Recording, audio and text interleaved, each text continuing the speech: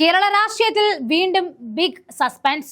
മുൻ DGP R Sreelekha IPS BJP കേന്ദ്ര നേതൃത്വത്തോട് കടുത്ത അതൃപ്തിയിലാണെന്നും അവരെ അനുനയിപ്പിക്കാൻ ഡൽഹിയിൽ നിന്നും അടിയന്തര ഇടപെടൽ നടന്നുവെന്നും സൂചനകൾ പുറത്തു വരികയാണ്.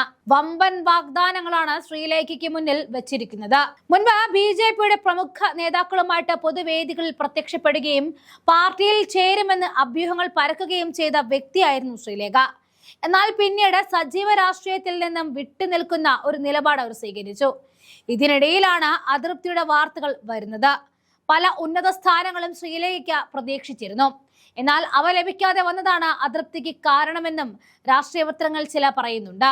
അതായത് തെരഞ്ഞെടുപ്പിൽ വിജയിച്ച ശ്രീലേഖയെ മേയറാക്കും എന്ന് പറഞ്ഞ് അവസാന ലാപ്പിൽ മേയറാകാതെ താഴെയായിരുന്നു.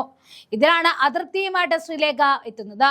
BJPയിൽ ചേരുന്നതിനെ കുറിച്ച് മുൻപ് ശ്രീലേഖയുമായി കേന്ദ്ര നേതൃത്വം പല ചർച്ചകൾ നടത്തിയിരുന്നതാണ്. ചില ഉറപ്പുകൾ നൽകിയിരുന്നുവെന്നും റിപ്പോർട്ടുകൾ ഉണ്ടായിരുന്നു. അതിനുശേഷമാണ് അവർ തെരഞ്ഞെടുപ്പിൽ മത്സരിക്കുന്നതും ജയിക്കുന്നതും. ശ്രീലേഖയുടെ അതൃപ്തി കേന്ദ്ര നേതൃത്വം ഗൗരവത്തോടെയാണ് കാണുന്നത് എന്നാണ് റിപ്പോർട്ട്. കേരളത്തിൽ ഒരു വനിതാ മുഖത്തെ ഉയർത്തിക്കൊണ്ടുവരാൻ BJPക്ക് താല്പര്യമുണ്ട് എന്നതിന്റെ അടിസ്ഥാനത്തിലായിരുന്നു ശ്രീലേഖ IPSനെ തന്നെ അവർ തിരുവനന്തപുരത്ത് മത്സരിപ്പിച്ചത്.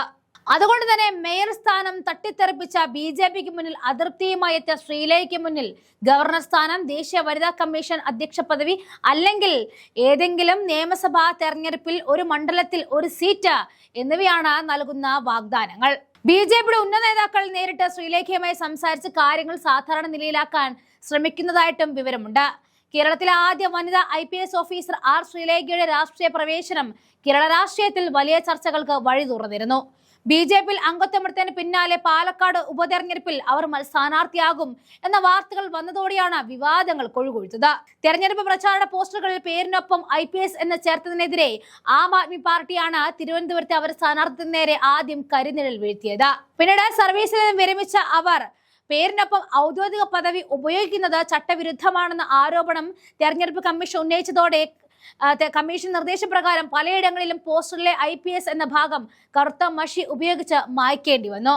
പിന്നീട് അവർ വീടാന്തരം നൽകിയ പോസ്റ്ററുകളിലും IPS എന്ന പദവി ദുരുപയോഗം ചെയ്തതിനെയും എതിരെയും ഓരോ പാർട്ടിക്കാരും അവർക്കെതിരെ ആഞ്ഞടിച്ചു. ഡിസംബർ 9 നടന്ന വോട്ടെടുപ്പ് പൂർത്തിയാകുന്നതിന് മുൻപേ NDAക്ക് കോർപ്പറേഷൻ മുൻതൂക്കം ലഭിക്കുമെന്ന് സൂചിപ്പിക്കുന്ന പ്രീ പോൾ സർവേ ശ്രീലേഖ തന്റെ ഫേസ്ബുക്ക് പോസ്റ്റിൽ പങ്കുവച്ചതും വലിയ വിവാദത്തിന് തിരികൊളുത്തിയിരുന്നു.